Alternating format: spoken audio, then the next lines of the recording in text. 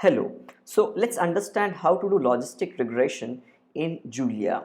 So if you remember the last video on linear regression, I had given you few packages which has to be loaded. Now similarly over here also you will have a similar kind of a package. Now you also have to install them if you have not installed them already. So I will not go to the installation because I have already done that. So I will start using them directly, right? So what I will do is I'll start with this part of the code block, right? And as you can see, there's a number over here, so it means that this code block has not been run till now.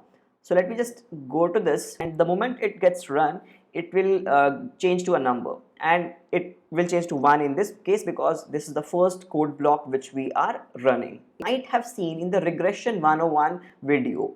Look at this regression 101 video. These are the same packages, right? So you see now this has been run, and apart from these packages we also need one more package for the logistic regression. So let's just shift enter this as well. This is done. Now let's create a data frame for our task. In the data frame you can understand there is weight, I mean how much the people are weighing, and the class. Now don't think that I am classifying people in terms of obese or not obese. It's just a classification, kind of an arbitrary way of classifying people, right? There is no quality of class over here. This is just a arbit way of classifying. Let's just create this data frame as well. So you can see there are 15 rows and 2 columns. The columns are weight and the class which the weight belongs to. Now I will now create the logistic function model, right? So over here I am defining the formula. Formula essentially is class gets decided by the weight, and I have to use the logistic function, right?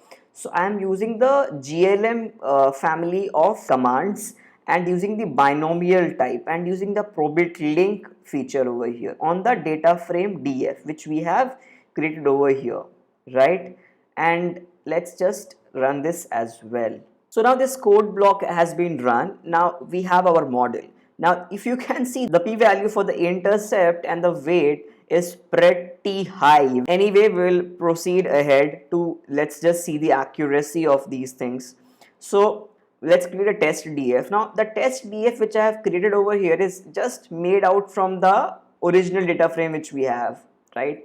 And this is not a general practice, just a way to demonstrate how to do this. So test df has been made. So now what we will do is let's just make this test df, and now let's use the predict function to predict using the model which we have built here, logit model, on this test df. So if we do this, we have a prediction. Now the prediction gives you a probability, the percentage chance or the probability that the weight belongs to class 1, and as you can see all the probabilities greater than 0.5, which means all of them are reported to be on the class 1. But you can see that there's a weight which is in class 0, 45. So definitely the model is not 100% accurate.